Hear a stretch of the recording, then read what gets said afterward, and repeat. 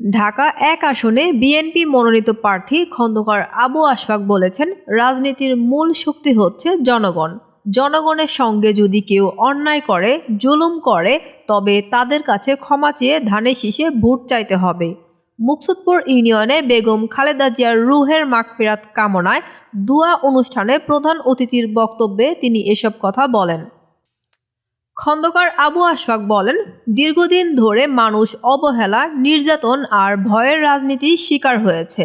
Vote দেওয়ার অধিকার থেকে শুরু করে কথা বলার স্বাধীনতাও কেড়ে নেওয়া হয়েছিল।